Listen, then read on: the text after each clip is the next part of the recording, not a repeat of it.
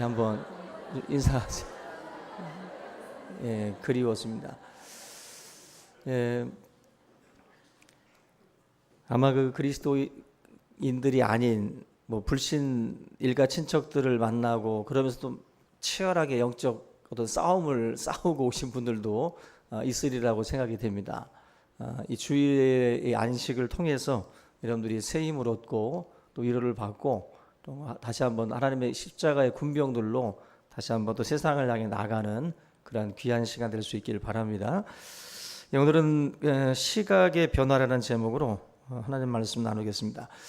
그 아내가 남편에게 어머님과 나 그리고 아이가 물에 빠지면 누구부터 구할 거냐고 말도 안 되는 질문을 아내가 했습니다. 그때 남편이 이제 아내가 던진 말이 이제 농담이니까 자기도 농담으로 대답을 합니다. 우리 엄마부터 먼저 구한다. 아내가 그럴 수 있다 생각을 하고 그 다음은 누구냐고 했더니 그 다음은 아이다. 그 말을 듣고 굉장히 기분이 나쁘죠. 그래서 그 아내가 이런 말을 합니다. 명색이 그래도 내가 당신 아내인데 어떻게 나는 죽어도 좋단 말이냐. 그때 이 남편이 뭐라고 대답을 하냐면은 다시 농담으로 아내는 다시 맞이하면 되지. 농담인데도 이 정도로 막 경기를 일으키네요. 그러니까 한마디로 이 아내의 이 질문에 또 남편의 이 대답, 어머니와 아이는 내 피부치지만 당신은 죽고 나면 새장가 가면 된다는 거죠. 이 말을 듣고 아내도 농담이었고 남편도 농담이었습니다. 서로 다 농담을 하긴 한 건데 아내가 이 말을 듣고서 갑자기 삶이 무기력해진 거예요. 분명히 농담인 건 아는데도 왠지 삶 자체가 내가 왜 사나? 도대체 내가 이 집안에서 내가 도대체 왜 이 고생을 하면서 내가 왜 이렇게 살아야 되는가? 분명히 농담이었지만은 그 말 속에 뭐 농담 속에 진담이 있다고 그 농담을 들은 이 아내 마음 가운데에 갑작스럽게 이제 그 우울증이 찾아왔어요.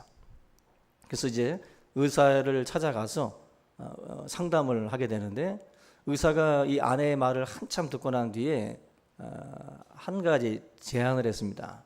뭐라고 했냐면은 이제부터라도 수영 배우세요 그러더랍니다. 남편 의지하지 말고 스스로 헤엄쳐 나오라는 거예요. 근데 그 말을 듣고 나니까 이 아내가 갑자기 우울증이 사라지더라는 거예요. 야, 생각지도 못했던 거죠. 그래, 내가 수영에서 나오면 되지 뭐. 그 시각 자체가 내가 의지하는 남편 이렇게 어떻게 보면 이제 그 생각에 갇혀 있었던 거죠. 갇혀서 그렇게 생각을 하니까 굉장히 우울했는데 그냥 수영에서 나오자. 시각 자체를 좀 긍정적이죠. 좀 바꿔서 생각을 하니까 그 마음을 이렇게 짓누르던 그 무기력하게 만들었던 그러한 그 생각들이 떨쳐지더라는 겁니다.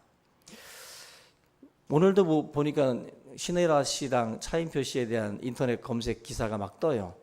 근데 거기 보면 중요한 문구가 있어요. 뭐 삶은 해석이다. 제가 항상 말씀을 드리는 그런 부분들이기도 한데 삶을 맞이하는 거는 다 다르긴 다르지만 어떻게 보면은 비슷비슷한 고난이고 다 스트레스고 여러 가지 어려움들입니다. 근데 삶을 가만히 들여다보면은 그걸 해석하는 것은 다 달라요. 이건 시각의 오늘 말씀의 주제인 것처럼 시각 자체를 다르게 본다는 거예요. 어떤 사람은 똑같은 일을 맞이해도 A라고 보고 어떤 분은 B라고 보고 어떤 분은 C라고 봅니다. 시각 자체가 다 다른 거예요. 그래도 시각에 따라서 이게 시각은 프레임이라고도 볼 수 있어요. 어떤 프레임으로 보느냐에 따라서 전혀 달라져요. 제가 그런 글을 봤습니다. 12, 13, 14를 가로에다 놓고 우리가 가운데 숫자를 읽으라고 그러면 당연히 13이라고 읽어요. 근데 위에다가 A를 쓰고 13 위에다가 A를 쓰고 13 밑에다가 C를 써놓으면은 사람들은 읽을 때 13이라고 안 읽습니다. A, B, C라고 읽는다는 거예요. 어떻게 보는 한마디로 우리 주변에 있는 어떤 상황이나 그런 어떤 그 프레임 자체가 우리가 그 보는 것을 다르게 해석하게 만들어요. 그러니까 우리들이 지금 느끼고 있는 그 느낌이, 여러분들이 지금 삶을 바라보는 그 시각 자체가 그게 정답이 아니고 어떻게 보면 하나님의 해답이 다른 어떤 그 각도에 있어요. 근데 우리는 자꾸 내가 생각하고 있는 그 시각이 정답이다라고 생각을 하고 거기에 갇혀 있을 때가 많이 있습니다. 오늘 저와 여러분들이 이런 그 시각에 대한 어떤 그 변화가 일어나는 그러한 예배 시간이 될 수 있기를 주의 이름으로 부탁을 드립니다.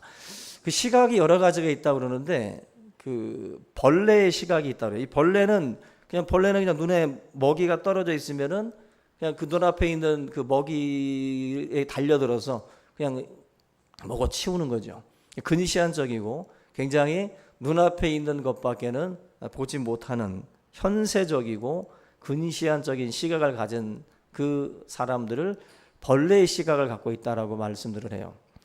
두 번째가 이제 말의 시각인데, 말은 350도를 본답니다. 350도를 보는데 말은 굉장히 많은 각도를 보지만 애석하게도 자기 앞에 있는 부분을 못 본다 그래요. 주둥이는 길고 눈은 양쪽으로 붙어 있어가지고 이 말의 눈은 맨 앞에 있는 것을 못 본다는 거예요. 이 말은 결국 말의 시각이라고 하는 것은 핵심적이고 본질적인 것은 보지 못한다. 부분적인 것들은 보는데 결국 중요한 본질, 중요한 핵심은 놓치는 그러한 그 시각을 말의 시각이라고들 말을 해요. 그다음에 세 번째가 개구리의 시각인데 바로 흙과 백. 개구리는 흙과 백으로 이 세상이 보인다 그래요. 한마디로 보는 시각 자체가 두 가지인 거예요. 그러니까 세상을 친구와 적으로만 보는 거예요. 여기서 바둑알은 흰 알과 검은 알이죠.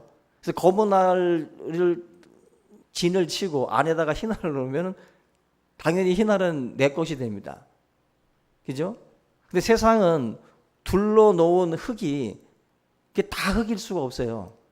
내가 믿고 놔둔 돌인데 그 돌이 흙이 아니라 그게 뭐 빨간색일 수도 있고, 그죠?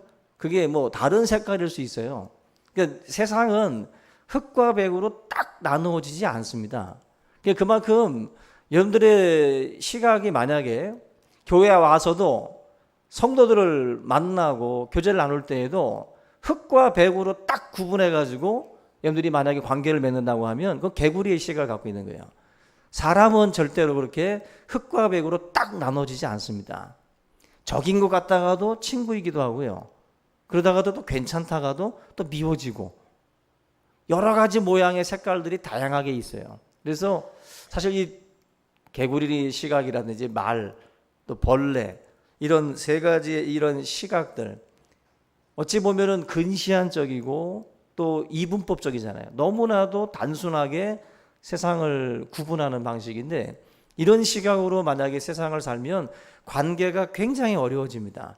우리의 삶 자체가 뭐 직장 생활을 하든 뭐 교회 생활을 하든 가정 안에 있든 시각 자체가 이런 시각을 가지고 살면 너무 부딪히는 게 많은 거예요. 너무 부딪히는 게 많고 너무 세상을 단순하게 보는 거죠. 단순하게 잘라서 보기 때문에 거기에 많은 갈등이 우리에게 일어날 수 있다는 것입니다. 결국 우리의 시각에 따라서 우리의 삶도 또 우리의 관계도 다 달라질 수 있어요. 그래서 여러분들 지금 겪고 있는 여러 가지 막 부대끼는 환경이라든지 그런 삶도요. 오늘 말씀을 우리가 같이 나누면서 내가 조금만 시각의 변화를 가져오면 얼마든지 그 환경 속에서도 우리가 좀 더 밝은 쪽을 바라보고 승리할 수 있다라는 거예요. 1991년에 그 아오모리현에 그 큰 태풍이 불었습니다. 그래서 그 큰 태풍 때문에 사과 농사를 짓던 분들 정말 그 모든 사과 거의 90%가 다 낙과해서 떨어졌어요. 10%만 남았습니다. 그래서 모든 농민들이 다들 좌절하고 막 자살하려고 하고 정말 위기 속에 있었는데 그때 그 아오모리현 그 사과 농가를 하는 그 농민이 굉장히 참신한 아이디어를 냈습니다. 우리에게는 떨어지지 않은 사과를 떨어지지 않는 사과로 만들 수 있다라는 말을 했어요. 이게 무슨 말이냐면은 10% 남은 이 사과를 가지고도 우리는 얼마든지 우리가 투자한 그러한 그 모든 돈들을 다 뽑아낼 수 있다. 우리가 망한 것이 아니라 우리는 다시 회복될 수 있다라고 말하는 거예요. 90%가 떨어졌는데 남은 건 10%인데 도대체 무슨 말인가? 막 화를 냈겠죠. 많은 사람들이.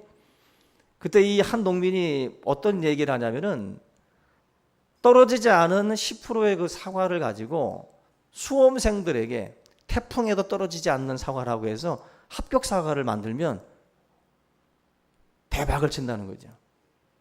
태풍이 불어도 떨어지지 않는 사과. 당신의 아들 이 사과만 먹으면 안 떨어진다. 그래서 10배의 가격으로 합격 사과를 팔았어요. 그래서 전국적으로 10배면 엄청난 가격이죠. 90%가 떨어졌어도 본전을 뽑을 수 있는 거예요.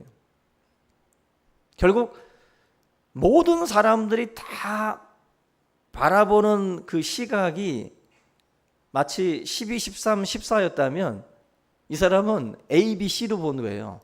전혀 다른 시각으로 본 거예요. 우리가 잘 아는 그 가나안 정탐꾼 그 12명의 그 보고도 똑같은 거죠. 10명이 본 것과 2명이 본 것은 다 똑같은 거예요. 근데 뭐가 다른 거예요? 시각이 다른 거예요. 시각이. 오늘 사람은요 1.5, 2.0 눈 좋은 게 대수가 아니에요. 여러분들의 이 눈이 좋은 거가 중요한 게 아니라 시각이 중요해요. 시각이. 어떻게 보느냐가 더 중요하지 아무리 눈 좋으면 뭐합니까? 부정적인 게 더 세밀하게 보이면 더 나쁜 거죠. 오늘 저와 여러분들 이 말씀을 드렸던 이 아오모리현 이 사과 같은 경우를 흔히들 이 하이 컨셉 그런 어떤 이제 하이 컨셉이라고 그러는데 그 시대 자체가 이제는 우리가 보통 그런 말들을 많이 해요. 이제 뭐 나올 거 다 나왔고 개발될 거 다 개발됐다. 그래서 더 이상은 없겠지라고 생각하잖아요. 그죠? 예전에 말씀을 드렸던 이런 스마트폰 같은 경우도 대변혁입니다. 사실 핸드폰 우리가 막 일반 그죠? 누르는 거에서 그냥 터치로다가 바뀐 것 자체가 이거 완전히 그 세상을 완전히 바꿔버린 거거든요. 이게 한마디로 우리가 생각하고 있는 시각은요 너무나도 편협할 수 있어요. 그래서 이 하이 컨셉이라는 게 나왔어요. 한마디로 이제 막 우리가 전혀 이 분야랑은 안 어울릴 것 같은 그 분야들과 융합이 돼가지고 새로운 시대가 열려요. 그래서 요즘에 막 인문학 많이들 강조하잖아요. 뭐 컴퓨터 IT랑 인문학이 무슨 관계가 있나 싶기도 한데 둘을 연결을 시켜가지고 뭐 삼성의 그 보르도 TV 같은 경우도 와인하고 TV랑 무슨 상관이 있어요? 근데 이걸 연결을 시켜서 TV를 만들고 전 세계적으로 히트를 치기도 했습니다. 한마디로 전혀 생각지 못했던 쪽에 있었던 것을 가지고 오는 것 자체가 시각의 변화예요. 남들이 전혀 보지 못하는 부분들을 끌어다가 대입을 시키는 거예요. 우리는 지금 뭐 목소리도 또 다른 악기다라는 말을 많이 하잖아요. 근데 제가 이 하이 컨셉 이 글을 보니까 누굽니까? 그 베토벤 같은 경우도 이 교향곡에다가 합창을 짬뽕을 시켜요. 이것도 우리가 볼 때는 뭐 이거 당연한 거 아닌가 싶은데 그 시대에는 이게 당연한 게 아니더라고요. 악기에다가 노래를 입힌다는 것 자체가 이 발상 자체가 그 시대에는 전혀 엉뚱한 거예요. 근데 이 합창 교향곡이라는 것 자체도 베토벤 자체가 또 다른 시각으로 이걸 붙인 겁니다. 붙인 거예요. 우리는 지금 당연하게 받아들이고 있지만 우리가 살고 있는 이 시대의 모든 것들이 어떻게 보면은 다 끝난 개발이고 다 끝난 어떤 그런 싸움인 것처럼 보이지만 시각을 조금만 더 우리가 넓히면 또 다른 어떤 출발을 또 다른 시대를 우리가 또 가져올 수도 있다라는 거예요. 이렇게 보면 이 시각 자체가 얼마나 중요한지 우리가 알 수 있어요. 세상을 보는 시각, 특별히 우리 신앙생활을 할 때에 이 시각은 뭐 누구보다도 무엇보다도 중요한데, 이 세상이 누구의 손에 의해서 지어졌고 또 누구의 손에 의해서 굴러가고 있는가, 이것도 다 달라요. 시각 자체가 다 다릅니다. 어떤 시각을 가지고 세상을 저와 여러분들이 보고 또 세상 역사를 바라보느냐, 이것도 다 다른 거예요. 그 시각에 따라서 인생을 우리가 또 해석하고 또 역사를 해석하는 것 자체가 다 달라지는 겁니다. 2008년, 좀 시간이 좀 지난 이야기지만 2008년 연말부터 그 영국의 무신론자들이 1인당 5파운드씩 모금을 했어요. 그래가지고 14만 파운드, 2억 8천만 원을 무신론자들이 돈을 모금했습니다. 그 모금한 돈으로 뭘 했냐면은 크리스마스 때부터 시작을 해가지고 버스와 지하철에다가 이런 광고를 냈습니다. 신은 없다. 이제 걱정을 멈추고 인생을 즐겨라. Enjoy your life. 막 인생을 즐기고 싶은데 요놈의 신 때문에 마음에 걸려. 신이 있을 것 같아서 걱정이야. 내가 놀지만 나중에 심판이 기다리고 있으면 불안하잖아요. 무신론자들이 광고를 낸 거예요. 신은 없다. 아마도 신은 없다. 이제 걱정을 멈추고 인생을 즐겨라. 여러분, 리차드 도킨스라고 하는 그 학자가 있습니다. 무신론자예요. 이 사람이 뭐 이기적 유전자라든지 만들어진 신, 그런 그 책을 쓴 사람인데, 이 사람이 이 무신론자들의 대변인이기도 하고, 바로 이 글귀가 바로 이 리차드 도킨슨의 그 글귀예요. 이 사람이 한마디로 어떻게 보면은 이 말 속에는 기독교에 대한 도전이 있어요. 그래서 이 리차드 도킨슨 자체가 기독교에서 말하는 그 신에 대해서 계속적으로 이제 공격을 하는 학자이기도 한데, 이 사람이 이 글귀를 써서 광고판에다 붙였고, 그것이 뭐 잉글랜드에는 뭐 800대의 버스에다 붙였고, 스코틀랜드로 넘어가 가지고 거의 1000대의 그 버스에다가 또 지하철에다 이 광고판을 붙이고 버스들이 도로를 활주했어요. 그리고 2010년쯤에 우리나라에도 이 무신론자들 그 단체가 있는데, 반기련이라고 들어보셨을 거예요. 반기독교 뭐 단체 연합회인데, 그 반기련에서도 이 국내 그 시내 버스에다가 이 비슷한 글귀를 써가지고, 원래는 한 달을 계약을 해가지고 이 버스 운행을 했는데, 뭐 기독교 단체 또 버스 회사 자체에서도 뭐 기독교 단체 많은 공격을 받다 보니까 이 광고판을 내리게 되는데, 한 5일 정도 붙였다가, 이 반기련에서 붙인 글귀는 뭐였냐면은, 나는 자신의 창조물을 심판한다는 신을 상상할 수가 없다. 아인슈타인 해가지고, 그 아인슈타인이 했던 그 말을 이제 어떻게 보면 왜곡해서 빼다가 갖다 붙여가지고 이 글귀를 광고판으로 내건 거예요. 그래서 우리나라에서도 광명시라든지 또 이런 그 서울 쪽에서 한 4, 5일 정도 이 광고 버스가 운행이 된 적이 있습니다. 한마디로 지금 뭐 영국이라든지 스코틀랜드의 그 무신론자들도 그렇고, 우리나라의 그 반기련 단체 회원들도 그렇고, 이 무신론자들이 지금 그 가지고 있는 그 시각 자체도 어떻게 보면은 앞에서 말씀을 드렸던 벌레와 개구리와 말의 시각처럼 굉장히 우리가 믿음의 눈으로 볼 때에는 굉장히 그 단편적이고 굉장히 근시안적인 시각으로 세상을 보고 있다라는 것입니다. 오늘 이 본문 말씀에 보면은 이런 시각을 가진 사람들이 등장을 해요. 2절 말씀에 보면은 세상의 군왕들과 관원들이라는 말씀이 나옵니다. 이 세상의 군왕들과 관원들, 이 사람들이 가지고 있는 이 시각 자체가 바로 오늘 우리가 같이 살펴볼 부분인데, 이 세상이 누구의 손에 있느냐, 또 누가 이 세상을 통치하느냐, 바로 똑똑히 알고 섬기라는 것. 이게 바로 시편 2편의 말씀이에요.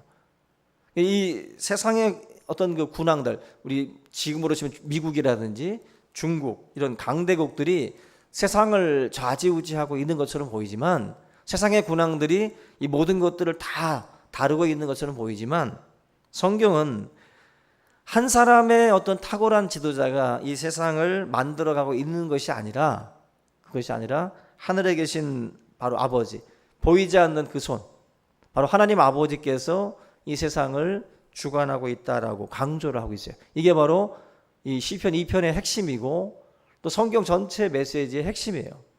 우리가 하늘에 계신 우리 아버지요, 나는 천지를 창조하신 하나님 아버지를 믿는다라고 하는 그 신앙 고백, 이것 자체가 바로 세상을 창조하고 세상의 역사를 주관하시는 분이 하나님이다라고 하는 고백이에요. 우리가 신앙 고백을 할 때마다 그러한 믿음을, 우리가 그런 시각으로 세상을 본다라고 우리가 세상 앞에 지금 공개하는 거예요. 우리가 신앙 고백을 그렇게 했으면 그 시각으로 저와 여러분들이 세상 역사를 바라보셔야 돼요. 그게 믿음이에요. 그게 믿음.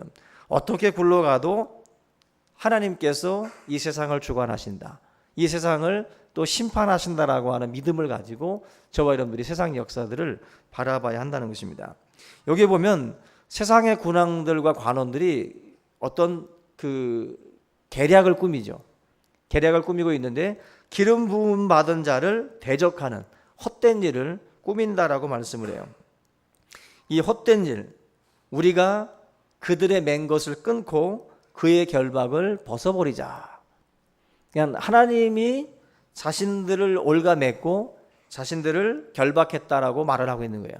그러면서 이 모든 것들을 다 끊어버리자라고 말하고 있다는 것입니다. 결국 하나님은 이들이 볼 때는 자기들을 구속하는 쇠살셀이에요. 결박하는 도구에 불과해요. 이 마치 무신론자들이 광고판에다가 실었던 내용이 시편 2편의 말씀과도 같은 거예요. 이들 스스로가 이제 신은 없다. 신은 없다. 내 인생을 이제는 마음껏 즐겨라. 그 너희들을 올감했던 결박, 올무들 이제 다 끊어버려. 하나님은 없어. 신은 없다. 너에게 주어진 인생 70년, 80년이라고 하는 그 인생을 신이라고 하는 그 굴레에 얽매여 있지 말고 그걸 끊어버리고 너에게 주어진 그 인생을 즐겨라. 그게 무신론자들의 주장인데, 바로 이 시편 오늘 이 말씀도 그런 내용이에요. 세상의 군왕들이 바로 하나님에 대해서 지독한 압제자로 보는 거예요. 지독한 압제자요, 자신들의 삶을 구속하는 그러한 대상으로 하나님을 보고 있다는 것입니다. 그 시각 자체가 완전히 다른 거예요. 시각 자체가. 그런 시각으로 하나님을 바라보니까 그런 무신론자들의 광고도 이해가 되는 거예요. 하나님이 만약에 그런 존재라면 그들의 삶을 즐길 수 없게 하고 그들의 삶을 그렇게 올가매고 누르는 존재라면 당연히 그렇게 해야 되겠죠. 그 하나님을 보는 시각 자체가 잘못되어 있기 때문에 그들의 주장 자체도 문제가 있는 겁니다. 주님이 우리에게 주시는 멍에는 쉽고 가볍다 그랬어요. 왜? 주님이 함께 우리와 이 멍에를 메고 가십니다. 주님이 우리에게 주시는 것은 우리를 속박하고 우리를 죽이려고 하는 게 아니라 우리를 더 풍성하게, 더 풍요롭게 만들기 위함이지 결코 우리를 속박하는 그쪽에 하나님의 목적이 있지 않다라는 것입니다. 결국 인간은 하나님이 없으면 못할 짓이 없어요. 오늘도 레위기 말씀을 통독을 하면서 그 가나안 7 족속을 하나님께서 그 땅에서 토해낸 이유가 말도 안 되는 그 어미의 하체, 딸의 하체, 이모의 하체, 고모의 하체, 막 말도 안 되는 그러한 음란한 행위들을 그 땅에서 벌렸고, 또 짐승들과의 교합이라든지 말도 안 되는 일들이 가나안 땅에서 벌어졌어요. 너희들은 하나님의 백성이다. 그 땅에 들어가면 그들의 풍습을 따라하지 말라는 거야. 그들의 풍습에 휩쓸리지 말고 하나님의 거룩한 백성으로서 이 모든 것들을 범하지 말아라. 거룩하게 살라고 말씀을 해요. 여러분, 하나님이 없으면요, 신이 없으면 우리의 삶이 더 풍요로워지고 더 인생을 기쁘고 즐겁게 살 수 있다? 그렇지 않습니다. 하나님이 없으면 어쩌면 지금 우리 무너질 수 있어요. 하나님이 있는 것과 없는 것은 우리의 삶에 큰 차이가 있습니다. 큰 차이가 있어요. 하나님이 없다면 후에 심판이 없다면 과연 우리가 왜 그 고난을, 또 왜 우리가 눌러가면서 짧은 인생 즐기다 가지요. 진짜 말마다나 왜 참습니까? 근데 하나님께서 저와 여러분들에게 해서는 안 될 것과 우리가 지향하고 쫓아가야 될 삶에 대해서 말씀을 해놔요. 하나님이 없으면 우리는 이 마치 공은 밑으로 굴러가게 돼 있다 그러잖아요. 공이 위로 굴러오는 법은 없어요. 누가 차지 않는 이상 언젠가 다시 굴러가죠. 인간의 죄성은 아래로 굴러가게 돼 있는 거예요. 여러분들의 죄성이 있습니다. 죄성이. 우리가 지금 하나님 앞에 나와서 예배하는 이 한 시간이 그냥 아무것도 아닌 것처럼 느껴지는 분 있습니까? 아무것도 아닌 게 아니에요. 그나마 우리는 하나님의 말씀을 듣고 배우면서 내 삶을 그래도 컨트롤하고 조정할 수 있는 힘이 자꾸 주어지는 거예요. 예배자들, 하나님 앞에 주일 성수를 하고 지키는 자들은 일탈을 해도 선이 있어요. 넘어갈 수 없는 그 부분이 있다고. 하나님을 믿고 따라가는 거 굉장히 중요합니다. 신자들 중에도 하나님의 존재를 부담스러워하고 하나님의 말씀과 이 명령에 대해서 무거운 짐처럼 느끼는 분들이 있어요. 예배와 봉사와 선교, 섬김 뭐 이런 것들이 어떻게든지 벗어나고 싶고, 요즘에는 뭐 헌금 시간마다 왜 이렇게 부유하신 하나님이 가난한 내 주머니를 노리는지 모르겠다고 또 탄식하는 분들도 있습니다. 하나님은 부유한데 물질도 시간도 정신도 어느 것도 하나님께 드리는 것이 부담스러운 거예요. 그게 뭐냐면 시각입니다. 시각. 눈 자체가 더 멀리 보고 더 높이 보고, 우리 흔히 말하는 영안의 눈이 열려야 되는데 영적인 눈이 열리지 않는 거죠. 엠마오 도상의 제자들처럼 주님과 함께 한참 길을 가는 동안에도 깨닫지 못하다가 나중에 깨닫는 것처럼 그 분들도 그 닫혀진 눈들이 열리기를 축원합니다. 눈이 열리고 귀가 열려야 됩니다. 믿음 생활은 보이지 않는 것들에 대한 싸움이에요. 예? 여러분들은 보이는 것을 파는 비즈니스가 아니에요. 그죠? 비즈니스맨이 아닙니다. 우리는 복음을 전할 때 뭐 다리미를 팝니까? 뭐 장판을 팝니까? 복음은 보이지 않아요. 보이지 않는다고. 그러다 보니까 이 싸움 자체가 굉장히 힘든 싸움이에요, 여러분들. 보이지 않는 이 물건을 파는 비즈니스맨이기 때문에 워낙 힘든 싸움입니다. 우리의 신앙 자체가 정말 이 눈이 열려져서 이 세상의 관원들이 생각하는 것처럼 하나님이라고 하는 이 존재가 나를 올가매는 그런 어떤 굴레로다가 보지 않고 하나님을 정말 나의 아버지로, 나의 피할 바위로, 나의 힘과 능력으로 바라볼 수 있기를 주님의 이름으로 축원합니다. 여기 보면은 이제 그 꾸민다라는 말이 있잖아요. 1절에 헛된 일을 꾸민다라고 할 때 이 꾸민다라는 단어가 히브리어로다가 하가라는 단어를 써요. 하가. 그런데 재미난 것은 시편 1편 이 복 있는 사람에 대한 이 중요한 시인데 이 시편 1편에서 나오는 2절 말씀에 나와 있는 묵상이라는 단어가 있습니다.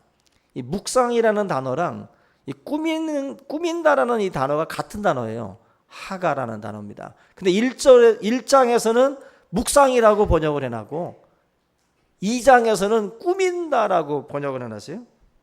이 꾸민다라고 하는 것이 여러 가지 뜻이 있는데 읊조린다, 으르렁거린다, 꾸민다, 경영한다 이런 뜻이 있어요.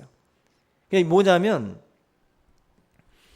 시편에 있는 복 있는 사람은 하나님이 말씀하시는 복 있는 사람이 되고 싶어서 악인의 꾀를 쫓지 않고 죄인의 길에 서지 않고 오만한 자의 자리에 앉지 않으려고 하나님의 말씀을 주야로 막 묵상하는 거예요. 주야로 이걸 막 꾸미는 것, 마치 우리가 나쁜 일 막 꾸밀 때 머리 굴리듯이 막 생각하듯이 하나님의 사람은, 복 있는 사람은 죄인의 길에 들어가지 않으려고 말씀을 계속 묵상한다는 거예요.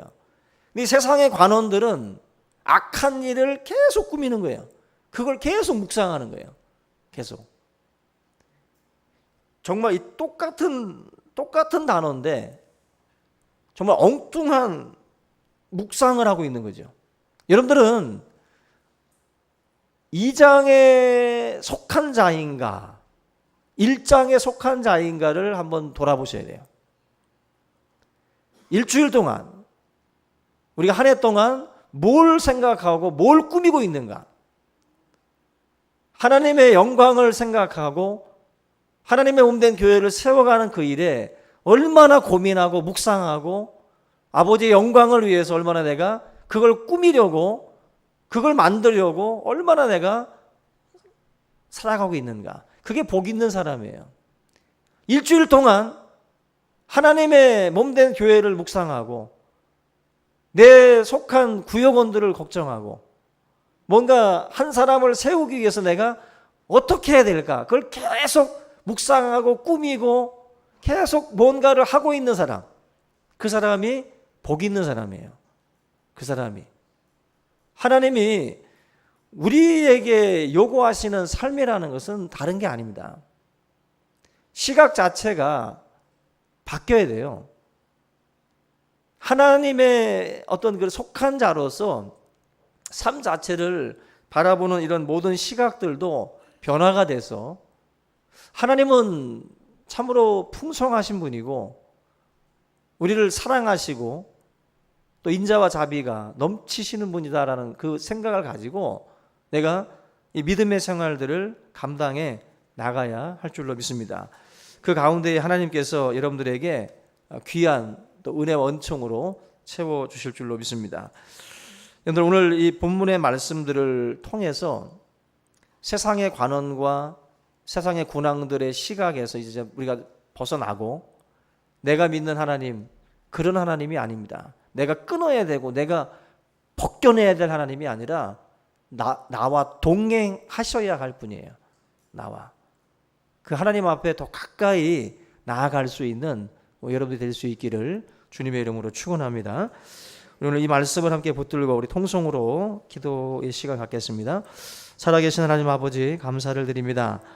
오늘도 우리가 하나님의 말씀을 통해서 우리들에게 주어진 세상을 또 삶을 또 우리가 바라볼 때에 하나님 참 다시 한번 우리가 믿음의 시각으로 세상을 바라볼 수 있도록 인도하여 주시옵소서.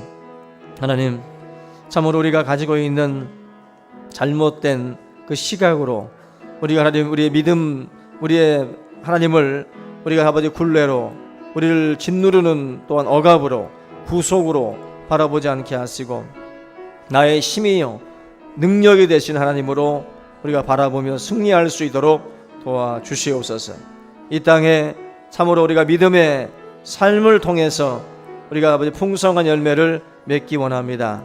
하나님 세상의 시각을 쫓아가지 않게 하시고 우리가 믿음의 시각을 가지고 우리의 주어진 삶을 바라볼 수 있도록 인도하여 주시옵소서.